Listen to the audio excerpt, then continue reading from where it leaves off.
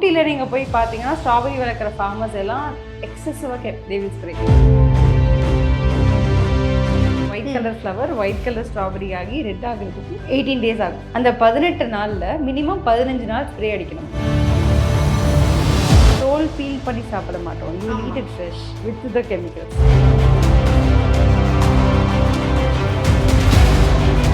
இன்னைக்கு ஃபார்மர்ஸோட லைஃப்க்கு நீங்கள் போய் ஃபார்மிங் பார்த்தீங்கன்னா தெரியும்.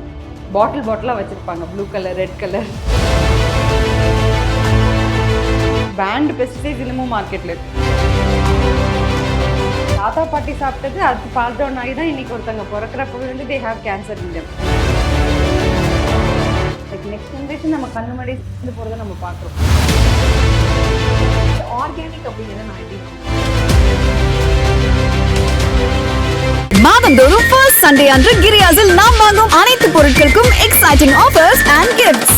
இது ஜாபை விட்டுட்டு கோடிகளில் சம்பளம் கொடுக்குறோம்னு சொல்லி அந்த ஜாபெல்லாம் விட்டுட்டு, ஏன்னா அது ஒரு பிக்கெஸ்ட் ரிஸ்க். ஏன்னா இன்றைக்கி நிறைய பேர் லைஃப்பில் ரிஸ்க் எடுக்கிறதுக்கு ரொம்ப யோசிப்பாங்க. அதோ நிறைய பேருக்கு அந்த பிஸ்னஸ் ஸ்டார்ட் பண்ணணும், நான் இன்னொருத்தவங்கிட்ட வேலை செஞ்சதுலாம் போதும் அப்படிங்கிற ஒரு மைண்ட் செட் இருந்தாலுமே அந்த ரிஸ்க் எடுக்கிறதுக்கு யாரும் இன்னைக்கு முன் வர்றதில்லை. அங்கே நிறைய பேர் வந்து தயங்குறாங்க. சரி பரவாயில்ல, எனக்கு இது பிடிச்சிருக்குனால நான் அதை செய்ய முடியல அப்படிங்கிற மாதிரி இருக்கும்.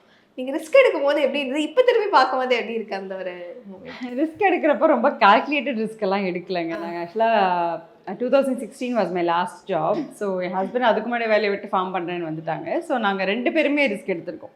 So it's even more. எங்கள் வீட்டிலலாம் இனிஷியலாக சொல்லுவாங்க 2 லூஸுங்க யூனிவர்சிட்டி சீட்டை வேஸ்ட் பண்ணிட்டாங்க அப்படிங்கிற மாதிரி தான் இருக்கும். பட் ஏதோ ஒரு விதத்தில் ட்ரை பண்ணி பார்க்கலாம். ஃபஸ்ட்டு கேஸ் சினாரியோ என்ன ஆகிட போகுது, நம்ம எல்லாத்தையும் இழந்துட்டு திரும்பி வேணால் வேலைக்கு கூட போயிடலாம், இல்லை நம்ம ஸ்கில்ஸ் மேலே நம்பிக்கை இருக்குது அப்படிங்கிற ஒரு ஐ திங்க் உச்சக்கட்ட செல்ஃப் பிலீஃப்னு தான் நினைக்கிறேன். அந்த ரிஸ்க்குன்றது தெரியும், ஏன்னா இது தெரிஞ்சு தான் குதிக்கிறோம். ஸோ மழை பெய்யுமா, நமக்கு தண்ணி கிடைக்குமா, இல்லை நமக்கு விற்குமா, நிறைய விஷயம் அன்ப்ரெடிக்டபிள்ஸ் வந்து எல்லாமே அன்ப்ரெடிக்டபிளாக இருக்குது ஃபார்மிங்கில். ஸோ எங்கள் அப்பா நிறைய வாட்டி சொல்லியிருக்காரு, நீ ஸ்டார்ட் பண்ணப்போ நீ வாய் நல்லா பேசுகிற, மார்க்கெட்டிங் பண்ணுற, பட் தப்பான இண்டஸ்ட்ரியில் இருக்கிறியோ, உனக்கு இதில் காசு பண்ணவே ஸ்கோப் இல்லையேடா, எப்படி பண்ணுவேன்ற மாதிரி சந்தேகப்பட்டவங்க தாங்க ஜாஸ்தி. சூப்பராக விஷயம் பண்ணுற என்கரேஜ் பண்ணவங்களை விட நீ இந்த ஸ்பேஸ் அது தப்பு, இதில் காசு பார்க்க முடியாது, ஷைன் பண்ண முடியாது, நீங்கள் நினைக்கிறது வந்து ரொம்ப பெருசு அப்படின்னு சொல்லி எங்களை பயமுறுத்துறவங்க தான் ஜாஸ்தி. அப்படிங்கிறப்போ அந்த ரிஸ்க் இருந்துச்சு. But thankfully I had a very understanding co-founder and my life partner. So நாங்கள் 2 பேரும் என்னென்னா, எங்களோட தேவைகள் இவ்வளோ தான், மினிமலாக எங்கள் தேவைகள் பூர்த்தி ஆகணும், நம்ம பிடிச்ச விஷயத்த பண்ணணும். ஸோ இன்லாஸுமே வந்து நீங்கள் கஷ்டப்படாமல் இருந்தால் போதும் அப்படின்ற லெவலுக்கு எங்களுக்கு அந்த ஃப்ரீடம், நாங்களே இந்த பவுண்ட்ரிஸ் செட் பண்ணிக்கிட்டோன்னு வச்சுக்கோங்களேன். So we will handle our life டெசிஷன்ஸ்ன்ற மாதிரி. ஸோ சிட்டி லைஃப்பை விட்டு கிராமத்துக்கு போனப்பையும் இருக்கட்டும், இல்லை அதுக்கப்புறம் நாங்கள் ட்ராவல் பண்ணுறப்போ நான் ரொம்ப ட்ராவல் பண்ணுவேன். ஸோ எதுக்கு ட்ராவல் பண்ணுறேன்னா ஆன்சர் பெருசாக இருக்காது, யாரையோ பார்த்து சந்தித்து லேர்ன் பண்ணுவேன். ஸோ எல்லா டிசிஷன்ஸுமே வந்து எங்கேயோ ஒரு இடத்துல கனெக்ட் ஆகும். ஃப்யூச்சரில் ஒரு இதுனா இன்ட்யூஷன் ட்ரிவனாகவே நிறைய விஷயம் பண்ண ஆரம்பித்தோம். அப்புறம் கம்பெனி ஆரம்பித்ததுக்கப்புறம் தான் இன்றைக்கி real case studies, real farmer stories, real customers. ஏன்னா ஒரு அம்மா திடீர்னு கால் பண்ணி என் குழந்தை சாப்பிட்ற போது மாம்பழம் உங்கள் ஃபார்ம்லேருந்து வந்தது, நான் பயந்து போய் மாம்பழமே கொடுக்காம இருந்தேன் அப்படின்னு சொல்லுவாங்க. ஒரு சில பேர் எங்கள் அப்பாவுக்கு கேன்சர், ஸோ அந்த அவரால் சாப்பிட முடியாது, ஆர்கானிக் மட்டும் தான் சாப்பிட முடியும், ஸோ உங்களுக்கு உண்மையிலே ஆர்கானிக்கான்னு கேட்பாங்க. So we are touching people and அவங்க ரொம்ப நம்பிக்கையான ஒரு ஃபுட்டு வந்து எங்களை நம்பி வாங்குறாங்க. அப்படிங்கிறப்போ இன்னும் ஆத்மார்த்தமாக செய்ய வேண்டிய விஷயம் இருக்குது. ஸோ அதனால் சம்வேர் அந்த ரிஸ்க் வந்து எடுக்கிறப்ப தெரியும் இது ஒரு பிரச்சனை, கஷ்டமான ஸ்பேஸ் அப்படின்னு. பட் இன்றைக்கி தெர் இஸ் அ வேன்ற ஹோப் ஜாஸ்தியாக இருக்குது. பெட்டர் வேர்ல்டை க்ரியேட் பண்ணுறதுக்கான நம்ம ஒரு டூல் அப்படின்றதுனால ஐ திங்க் நிறைய பாசிட்டிவ் பீப்புளை பார்த்தேன் along the journey. So I'm thankful to all the mentors. So ஒரு சில பேர் நமக்கு வந்து இல்லை இது கஷ்டமாக தான் இருக்கும், நீ பயப்படாத, ஆனால் யூ வில் ஃபைண்ட் அ வே, நம்ம 4 வருஷம் கழிச்சு உனக்கு இது ஈஸியாக இருக்கும், இல்லை இன்னும் 10 வருஷம் ஆனால் உனக்கு வந்து எல்லாருக்குமே ஆர்கானிக் தேவைப்படும் அப்படின்ற மாதிரி ஹோப் வந்து வேறு விதத்தில் வேறு ரூபத்தில் மக்கள் மூலயமா வந்து I think it is a collective initiative. S.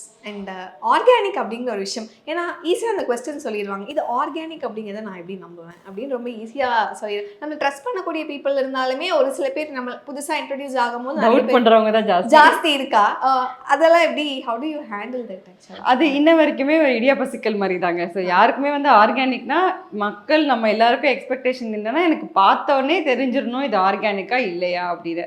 Sorry, எனக்கு இங்கே தான் ஒரு கொஸ்டின் வராது. இப்போ நீங்கள் சொல்கிறதுனால ஆர்கானிக்னா எல்லாரோட மைண்டில் எப்படி இருக்குன்னா, அது பார்க்க நல்லா ஃப்ரெஷ்ஷாக இருந்துச்சுன்னா அது ஆர்கானிக், கொஞ்சம் ஏதாவது இந்த தோல்ல ஒரு மாதிரி இருந்துச்சு அப்படின்னா இல்லப்பா அது ஏதோ கெமிக்கல் போட்டது அப்படிங்கிற இது மாதிரி. ரிவர்ஸா சொல்லுவாங்க. அழகா இருக்குன்னா அப்ப ஏதோ போட்டிருக்காங்க, கெமிக்கல் போட்டிருக்காங்க, நல்லா இல்லாததான் ஆர்கானிக்னு.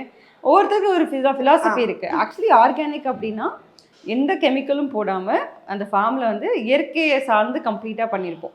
ஸோ மண்ணை ரெடி பண்ணுறதுலேருந்து, விதை போட்டதுலேருந்து, அதை அறுவடை பண்ணி, ஸோ எங்கேயுமே வந்து உங்களுக்கு ஆர்டிஃபிஷியல் ப்ராசஸிங்கோ இல்லை ஒரு கலர்ஸோ ப்ரிசர்வேட்டிவ்ஸோ அந்த மாதிரிலாம் இல்லாமல் நம்ம கரெக்டாக ஒரு விவசாயம் சொல்லணும்னா மண்ணுக்கு நீங்கள் என்னெல்லாம் கொடுக்குறீங்களோ அதுதான் உங்களுக்கு வந்து ஒரு அறுவடையாக வரும். ஸோ மண்ணுக்கு நம்ம என்னென்ன உரங்கள் கொடுக்குறோமோ அதுலலாம் கெமிக்கல்ஸ் இல்லை அப்படின்னா ஆட்டோமேட்டிக்காக அதோட ஈடுலேயும் கெமிக்கல்ஸ் எதுவும் இருக்காது. ஸோ ஆர்கானிக்காக வளர்க்குறதுங்கிறது இயற்கையை சார்ந்து வளர்கிற விஷயங்கள். ஸோ இப்படி இருக்கிறப்போ உங்களுக்கு ஒரு தக்காளி வந்து இயற்கையாக விளைஞ்ச தக்காளியும் கெமிக்கல்ஸ் போட்டு வளர்ந்த தக்காளியும் பக்கத்தில் வச்சிங்கன்னா பார்க்குறப்ப வித்தியாசமே தெரியாது. ஓ, ரெண்டும் they will look alike. Okay. அதாவது இது நீங்கள் ஒரு மாதம் ஃப்ரெஷ்ஷாக வச்சுருக்கீங்க, இது 2 வாரத்துலேயே வந்து டல் ஆகிடுச்சுன்னா டல் ஆகிடுச்சுங்கிறதுக்காக ஆர்கானிக்னு கூட சொல்ல முடியாது. ஸோ இயற்கையாகவே சில வெஜிடபிள்ஸ் வந்து கொஞ்சம் ஷெல்ஃப் லைஃப் ஜாஸ்தியாக கூட ஹோல்டு பண்ணும். அப்படிங்கிறப்போ நீங்கள் பார்த்தாலோ இல்லாட்டி சும்மா நசுக்கி பார்த்தாலோ எல்லாம் சொல்ல முடியாது. கேள்விகள் தான் நமக்கு வந்து எங்கேருந்து வருது, அந்த விவசாயி என்ன பண்ணாங்க அப்படின்ற கேள்விகளோ இல்லை நம்பிக்கை வந்து யார் அந்த ஃபார்மர் எப்படி பண்ணாங்கன்றதுல தான் கொஸ்டினே.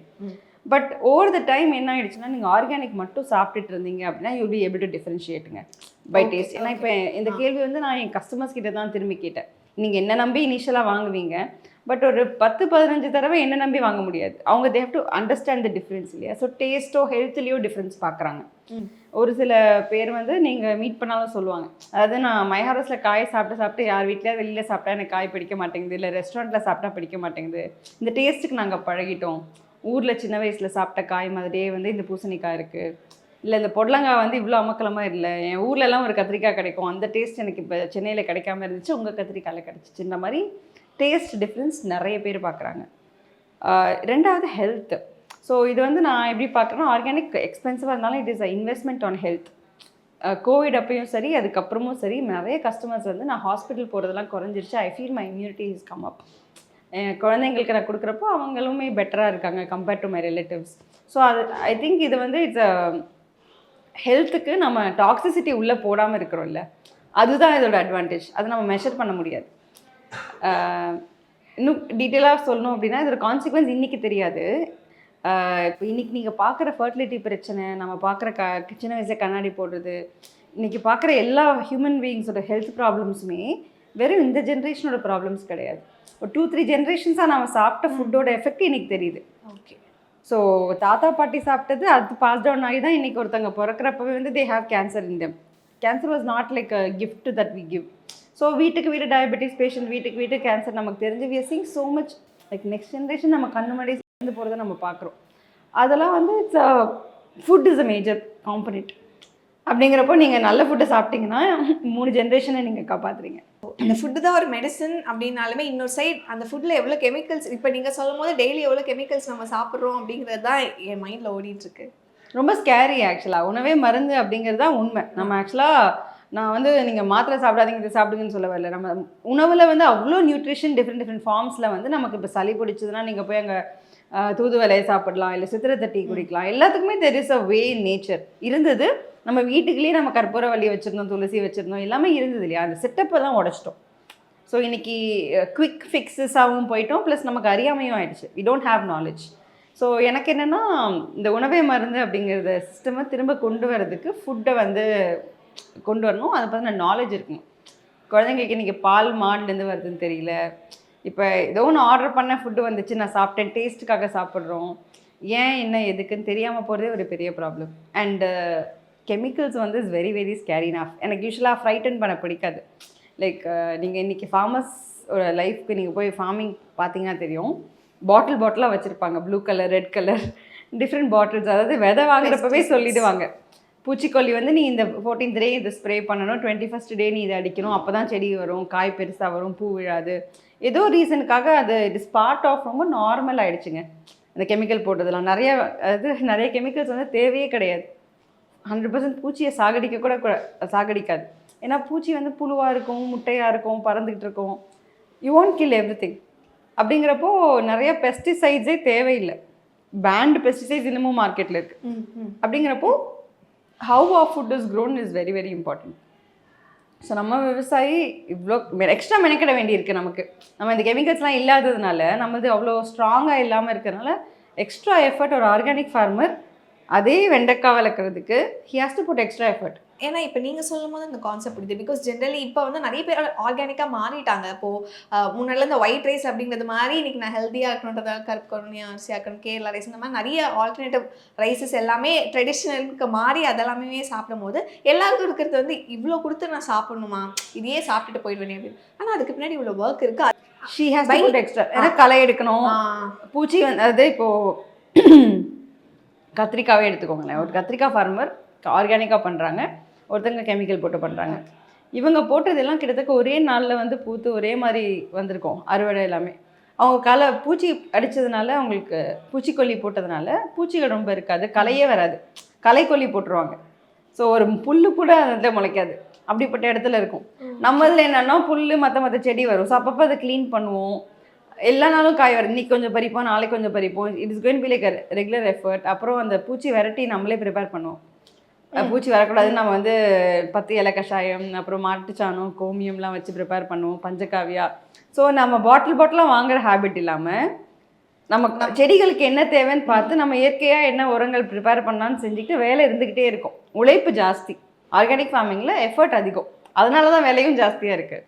பட் விஷயம் என்னென்னா it is actually reflecting in the health of the person. நம்ம கடைசியில் ஒருத்தங்க ஒரு பாய்சனை போட்டு வளர்த்து அந்த பாய்சனை ஒருத்தங்களுக்கு கொடுக்கறத விட உணவளிக்கிற நமக்கு வந்து அந்த ரெஸ்பான்சிபிலிட்டி இருக்குங்கிறதுனால வி பிலீவ் எஃபர்ட் அதிகமானா பரவாயில்ல, it is worth giving healthier food, nutritious food அப்படிங்கிறது தான் ஆர்கானிக் ஃபார்மிங். ஆமாம், அது உங்களுக்கே தோணும் லைக் இதெல்லாம் பார்க்கும்போதே உங்களுக்கு தெரியும், உங்கள் லென்ஸில் பார்க்கும்போது அவ்வளோ பாய்சனை சாப்பிட்டுட்டு இருக்காங்க அப்படிங்கிற மாதிரி நீங்கள் பார்க்கும்போதோ, ரெஸ்டாரண்ட்டுக்கு போகும்போதோ, இல்லை வேறு ஏதாவது ஒருத்தவங்க வீட்டுக்கு போகும்போதோ பார்க்கும்போது டக்குன்னு உங்களுக்கு சொல்லணும்னு தோணும்ல?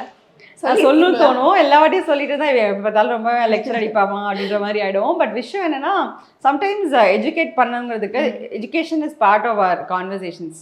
ஸோ உணவை பற்றி வீட்டில் பேச்சு கம்மியாயிடுச்சு. இப்போ எனக்கு சின்ன வயசில் எங்கள் அம்மா ஊருக்கு போயிட்டு வந்தால் ஒரு பெரிய பேக் ஃபுல்லாக கருவேப்பிலை, முருங்கைக்காய் எல்லாமே ஊறுக்காயெல்லாம் எடுத்துகிட்டு வருவாங்க. நான் யோசிப்பேன், கருவேப்பிலை ஃப்ரீயாக கிடைக்கிது சென்னையில், எதுக்கு இதை தேனியிலேருந்து தூக்கிட்டு வந்தாங்க? அப்போ சொல்லுவாங்க நம்ம ஊறுக்காய் டேஸ்ட் வராது அப்படி இப்படின்வாங்க. இன்றைக்கி யோசிச்சு பார்த்தா அவங்களுக்கு உணவோட அருமை தெரிஞ்சிருக்கு, எடுத்துகிட்டு வந்திருக்காங்க. பட் இப்போது நம்ம பேசுகிறப்போ என்ன ஆகுதுன்னா, இப்போது யாரோ ஒன்று சாப்பிட்றாங்கன்னா குழந்தைங்கிட்ட என்ன ஃப்ரூட் பிடிக்கும்னா ப்ளூபெரி, ஸ்ட்ராபெரி அப்படின்வாங்க. கொய்யாப்பழத்தில் அவ்வளோ சத்து இருக்குது பாப்பா, சாப்பிடு அப்படின்னு சொன்னால் they don't understand. அது சாப்பிடக்கூடாதுன்னு இல்லை. Show the same love to கொய்யாப்பழம், show the same love to papaya. பப்பாளி அதிகமாக கிடைக்குது, கிடைக்கிற விஷயத்த விட்டுட்டு எனக்கு எப்போயோ கிடைக்கிற ஒரு விஷயத்தில் எங்கேயோ ஒரு இடத்துல படிச்சுட்டேன் அவகேடோ தான் பெஸ்ட்டு அப்படின்னு சொல்லிட்டு அவகேடோவை தேடி போகிறதுக்கு avocado should be part. But I think அதிகமாக கிடைக்கிற வேறு சீசனல் ஃப்ரூட்ஸும் மற்றதுக்கும் நம்ம வந்து அந்த அன்பை காமிக்கணும் அப்படிங்கிறது தான் நான் சொல்ல ட்ரை பண்ணுவேன். அது இல்லாமல் கொஞ்சம் ட்ராவல் பண்ணி ஃபார்மர்ஸோட ஒர்க் பண்ணதுனால எனக்கு என்னென்ன கெமிக்கல் போட்டு அவங்க இதை க்ரோ பண்ணியிருக்காங்கன்ற நாலேஜ் இருந்துச்சுன்னா இட் சம்டைம்ஸ் கேட்கக்கூடிய என்வாயர்மெண்ட்டில் இருக்கிறோன்னா அப்போ சொல்லுவேன். இப்போது ஸ்ட்ராபெரிலாம் பார்த்தீங்க அப்படின்னா நிறைய பேருக்கு ரொம்ப ரொம்ப பிடிக்கும். பட் ஊட்டியில் நீங்கள் போய் பார்த்தீங்கன்னா ஸ்ட்ராபெரி வளர்க்குற ஃபார்மர்ஸ் எல்லாம் எக்ஸசிவாக தே வில் ஸ்ப்ரே. ஏன்னா அது ரொம்ப டெலிகேட்டான ஃப்ரூட் இல்லையா? ஸோ அது வந்து நீங்கள் ஃப்ளவர் ஆகி white colour flower, white colour strawberry ஆகி ரெட் ஆகுறதுக்கு 18 days ஆகும். அந்த 18 நாளில் மினிமம் 15 நாள் ஸ்ப்ரே அடிக்கணுமா. ஓ. அண்ட் அதுக்கு தோல் பீல் பண்ணி சாப்பிட மாட்டோம். You eat it fresh with the chemicals, right? So நீங்கள் அப்படி தான் சாப்பிடுவோம். நான் என் ஃபார்மில் கீரை வளர்க்குறப்போ நான் எந்த கெமிக்கலும் போட மாட்டேன், ஸ்ப்ரே பண்ண மாட்டேன். என் கீரையில் லைட்டாக அங்கேயும் ஓட்டை இருக்கும். பட் வேறு ஒரு ஃபார்மர் என்ன பண்ணுவார், ஓட்டை வரக்கூடாதுங்கிறதுக்காக உட்காந்து ஸ்ப்ரே அடிப்பார். அன்றைக்கி காலையில் கெமிக்கல் ஸ்ப்ரே அடித்ததை சேம் டே நீங்கள் சாப்பிடுவீங்க. ஃப்ரெஷ்ஷாக கெமிக்கல்ஸ் நீங்கள் வந்து 24 hours சாப்பிட்றீங்க. அதுக்கு நீங்கள் டேரெக்டாக குடிச்சிட்டு போயிடலாம். ஆனால் அதுவும் சொல்லுவாங்களே வாஷ் பண்ண அந்த தோல் எடுப்பான். அதுதான் எல்லாமே, அதாவது வினிகரில் போடு இதெல்லாம் இல்லை. பிரச்சனை வந்து விதையிலேருந்தே ஆரம்பிச்சிருச்சு. நீங்கள் எப்படி அதை வாஷ் பண்ணால் போகும்? ஸோ எனக்கு நிறைய விஷயம் வந்து வி ஆர் நாட் அண்டர்ஸ்டாண்டிங். இல்லாட்டி நம்ம பரவாயில்ல ஒரு வாழ்க்கை என்னது பெருசாக, எனக்கெல்லாம் ஒன்றும் பண்ணல, எங்கள் தாத்தாலாம் ஆர்கானிக்காக சாப்பிட்டாரு அப்படின்னு சும்மா இதுவோ பேசி we are changing it off. But health problems உங்கள் தாத்தாக்கு அவ்வளோ கிடையாது, இவ்வளோ பொல்யூட்டட் ஏர் கிடையாது. So I think we all have enough problems in life. ஹெல்த்தை பார்த்துக்கிறத தவிர வேறு ரெஸ்பான்சிபிலிட்டி கிடையாது. ஸோ ஆர்கானிக்காக போகிறத தவிர இன்றைக்கி சம்பாதிக்கிறது வந்து பெரிய செலவாக நம்ம அட்லீஸ்ட் உணவுக்காக ஃபோக்கஸ்டாக கான்ஷியஸாக பண்ணணும். அப்போ நீங்கள் சொல்கிற பெரிஸ்லாம் சொல்லும் போது அது இவ்வளோ ப்ராசஸ் தாண்டி வந்தது, அதுக்கப்புறம் அது ஒரு ஃப்ரோசன் ஃபுட். எக்ஸாக்ட்லி. ஆப்பிள்ஸுமே கூட பார்த்தீங்கன்னா நீங்கள் கூகுள் பண்ணலாம். 9 months 10 months ஓல்டு ஆப்பிள்ஸ் தான் பெரும்பாலும் மார்க்கெட்டில் இருக்கும். சீசனல் டைமில் மட்டும் தான் உங்களுக்கு ஃப்ரெஷ் ஆப்பிள்ஸ் கிடைக்கும். பட் நம்ம ஆப்பிள் அடே கீப்ஸ் டாக்டர் அவேன்னு எவ்ரிடே உட்காந்து பழைய ஆப்பிளை சாப்பிட்டுக்கிட்டு டயலாக் பேசிகிட்டு இருக்கோம். ஃப்ரோசன் ஃபுட் அப்போ இன்னும் எவ்வளோ ஏன்னா ஃப்ரெஷ்ஷாக சாப்பிட்றதுல இவ்வளோ கெமிக்கல்ஸ்னா அப்போ frozen foods frozen food bad கிடையாது. ஃப்ரீஸ் பண்ணுறதுன்றது இஸ் டெக்னிக் தாங்க. பட் பிரச்சனை என்னென்னா ஒரு விஷயம் அந்த சீசனில் கிடைக்குது அப்போ ஃப்ரெஷ்ஷாக தான் நம்ம சாப்பிடணும். விளையாத ஒரு விஷயத்த நம்ம வந்து ப்ரிசர்வ் பண்ணுற எஃபர்ட் போடுறோம்ல, அந்த ப்ரிசர்விங் ப்ராசஸில் நீங்கள் போய் நிறையா கெமிக்கல்ஸ் போட்டு அதை ஸ்டோர் பண்ணுறதுக்கு இவ்வளோ மெனக்கெடுறோம்ல, அங்கே ப்ராப்ளம் இருக்குதுன்னு சொல்கிறேன். இப்போ ஊறுகாய் போடுறது இஸ் அ டெக்னிக். மாங்காய் வந்து சீசன் அப்போ நம்ம மாங்காயாக சாப்பிடுவோம், சீசன் இல்லாதப்போ அதை ஊறுகாய் போட்டு வச்சு 1 வருஷம் சாப்பிடுவோம். ஸோ ஃப்ரீசிங் ஒரு டெக்னிக். ஃபார் எக்ஸாம்பிள் க்ரீன் பீஸ்லாம் உங்களுக்கு வந்து வருஷம் ஃபுல்லாக கிடைக்காது. ஸோ டீப் ஃப்ரீஸ் பண்ணி வச்சிட்டிங்கன்னா வருஷம் ஃபுல்லாக பீஸ் அந்த மாதிரி. Freezing is a technique. But அது இன்னைக்கு ப்ரிசர்வேஷன் எப்படி ஆகிடுச்சுன்னா, ப்ரிசர்வ் பண்ணுறதுக்கே you have to put them in இந்த இந்த எத்திலீன் கேஸ் அடிக்கணும், இந்த மாதிரி அப்புறம் கார்பைடு யூஸ் பண்ணணும், then you have to put it. So again this so much of toxicity இந்த ப்ராசஸ். இதை நாங்கள் எப்படி சொல்லுவோம்னா ஃபுட் மைல்ஸ்னு ஒரு வார்த்தை இருக்குது. உணவு ப்ரொடியூஸ் ஆகிற இடத்துலேருந்து ரீச் ஆகிற இடத்துக்கு உள்ள தூரம், ஃப்ரம் ஃபார்ம் டு ஹோம். உணவு தூரம் ஜாஸ்தியாக நம்ம வந்து have to do extra efforts to make them fresh. So இப்போ தக்காளி நமக்கு பக்கத்து ஊரில் கிடைக்குதுன்னா அதை வாங்குறத விட்டுட்டு மகாராஷ்டிராவில் எனக்கு 4 ரூபா கம்மியாக கிடைக்குதுன்னு அங்கே போய் நம்ம வாங்கிட்டு வரலாமா அப்படின்ற மாதிரி. ஸோ தூரம் ஜாஸ்தி ஆகிறப்பையோ நேரம் ஜாஸ்தி ஆகிறப்பையோ, இப்போ எனக்கு ஆப்பிள்ஸ் வந்து நான் மை ஹார்வெஸ்ட்டில் வருஷத்துக்கு 4 months தான் விற்போம், which is the season in Shimla. Okay. நாங்கள் விற்கிற ஆப்பிள்ஸ் 4 days ஓல்டு, ஏன்னா 3 days ட்ரெயினில் வரும். 4 நாள் ஃப்ரெஷ்ஷான ஆப்பிள் விற்கிற ஒரே ஆள் நாங்கள் தான், மை ஹார்வெஸ்ட் ஃபார்ம்ஸ். பட் ஆனால் ரெகுலராக வாஷிங்டன் ஆப்பிள் அது நீங்கள் பார்க்குறது ஈஸியாக 7 months 8 months ஓல்டு. பட் நம்ம அது க்ரன்ச்சியாக இருக்குது, அது பார்க்க அழகாக இருக்குதுன்னு சொல்லி we will still pay extra money and buy. இந்த புரிதல் வந்து மக்களுக்கு வர்றதுக்கு டைம் ஆகும். வெஜிடபிள்ஸ் இதை பற்றிலாம் பேசியாச்சு. அடுத்து மீட் பற்றியுமே பேசணும் அப்படின்னு நினைக்கிறேன். இன்றைக்கெலாம் வந்து அந்த நாட்டுக்கோழி முட்டை அப்படிங்கிற வேர்ட்ஸ் எல்லாம் வந்து கொஞ்சம் ஜாஸ்தி கேட்க முடியுது. பட் அதெல்லாம் எவ்வளோ உண்மை, அது உண்மையாகவே நாட்டுக்கோழி முட்டை தானே? ஏன்னா இப்போ ரெஸ்டாரண்ட் போய் நம்ம சாப்பிடும் போது கூட செப்பரேட் மெனு இருக்கும், நாட்டுக்கோழி குழம்புன்னு. அது ப்ராபப்ளி அதோட டேஸ்ட் நல்லா தெரிஞ்சவங்களுக்கு அது ஒரிஜினலாக இல்லையான்னு கண்டுபிடிக்க முடியுது. ஜென்ரலி மற்றவங்க சாப்பிடும் போது அதுதான் அப்படின்னு நம்பி சாப்பிட்றோம். அதை பற்றி பேசலாம். ஆக்சுவலாக நீங்கள் நாட்டுக்கோழி மாடு இதெல்லாமே வந்து பார்த்திங்கன்னா நமக்கு ஃபார்மர்ஸ்க்கு வந்து it's a part of life.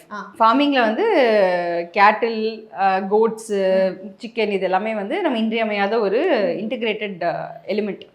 So ஜென்ரலாக நாட்டுக்கோழி வளர்க்குறப்போ அதை பாசமாக வளர்த்துருப்போம். அந்த கூண்டில் நீங்கள் பிராய்லர் கோழிலாம் பார்த்தீங்கன்னா அது 1 by 1 அடைஞ்சு போய் கிடக்கும். அது நிம்மதியாக ரெக்கையை கூட விரிச்சிருக்காது வாழ்க்கையில். ஸோ அதுக்கு நீங்கள் ஆன்டிபயோட்டிக்ஸ் கொடுத்து அதை வந்து ப்ரோக்ராம்டு கோழி தான் அது லிட்டரலாக சொல்ல போனால். ஸோ அதில் உங்களுக்கு சத்துலேருந்து எல்லாமே எதுவுமே இருக்காது. ஆக்சுவலாக எப்படி நமக்கு நான் மண்ணுக்கு கொடுக்கறது தான் காய் அறுவடையாக வருதுன்னு சொன்னேனோ, கோழியை பொறுத்த வரைக்கும் அது பிக் பண்ணி சாப்பிடும், நடக்கும். ஹவு ஹெல்தி இதை கோழி அந்த சிக்கன் இருக்கோ அவ்வளோ ஹெல்த்தியாக தான் எக்ஸ் ப்ரொடியூஸ் பண்ணும். புழு சாப்பிடும். அப்புறம் நாங்கள் வந்து இப்போ கோழிக்கு இன்டைஜஷன் ஆச்சுன்னா சின்ன வெங்காயம் கொடுப்போம். ஸோ கிட்டத்தட்ட நாங்கள் கோழி வளர்த்தப்போ எங்கள் ஃபார்மில் என்னை விட என் ஹஸ்பண்ட் என் கோழி நல்லா பார்த்துப்பாங்க. ஸோ இட்ஸ் அகெயின் அந்த ஹியூமன் பீயிங் மாதிரி அது ஒரு லிவிங் பீயிங்னு சொல்லிட்டு ரொம்ப அக்கறையாக நாட்டுக்கோழி வளர்க்குறவங்க தான் ஜாஸ்திங்க. ஸோ அது ஃப்ரீடமாக பறக்கும். ஸோ ஃப்ரீ ரேஞ்ச் போல்ட்ரின்னு சொல்லுவாங்க. இப்போ எங்கள் நாட்டுக்கோழி எக்ஸ்லாம் வந்து ஃப்ரீ ரேஞ்ச் போல்ட்ரி தான். ஸோ நாங்கள் அதை ஃப்ரீயாக விட்டுருவோம். அப்புறம் ஈவினிங் மட்டும் தான் கூண்டில் மொத்தமாக ஒரு ஷெட்டுக்குள்ளே அடைப்போம்.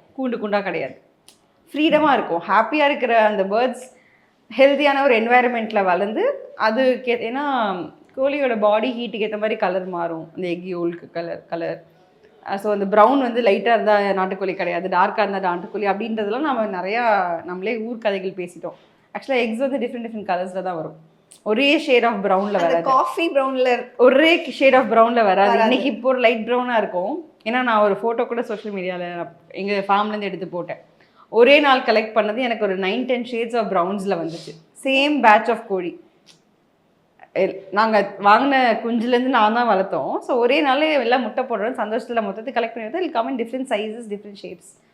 ஸோ நாங்கள் அதை வந்து பாக்ஸஸில் வைக்கிறப்போ முடிஞ்ச வரைக்கும் யூனிஃபார்மிட்டி இருக்கும். ஏன்னா அது ஷேக் ஆகக்கூடாது, பாக்ஸ் அப் அண்ட் டவுன், அவ்வளோதான். ஸோ நம்ம இதுதான் கரெக்டு, இதெல்லாம் தப்பு, உள்ள உடச்சி பார்த்தா அது வந்து லைட் எல்லோவாக இருக்குது, ஸோ அப்போ ஏமாற்றிட்டாங்க அப்படிங்கிறது எல்லாமே it's not fact.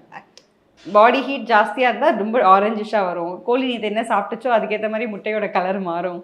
So I think நிறைய விஷயம் வந்து இது கொஞ்சம் ஃபன்னியாக இருக்குது. பட் ஆக்சுவலி இதெல்லாம் வந்து எஜுகேட்டடாக நம்ம அவேர்னஸ் வந்துருச்சு அப்படின்னா இவங்களுக்கு வந்துடும். ஏன்னா எங்களுக்கு கோழி ரெகுலராக எங்கள் எக்ஸ் வாங்குவாங்க. I don't sell meat. But my ஹவுஸில் எக்ஸ் வாங்குற ஃபேமிலிஸ் வந்து they can definitely see the difference. Sports பர்சன்ஸ்க்காகலாம் நிறைய பேர் எக்ஸ் வாங்குறாங்க. தினமும் ப்ரோட்டீன் எனக்கு ரொம்ப வேணுங்கிறதுக்காக eggs I definitely start my day with உங்கள் எக்ஸ்ன்னு சொல்கிற ஃபேமிலிஸ் இருக்காங்க. ஸோ எக்ஸ் வந்து protein and health wise you will feel the difference very fast.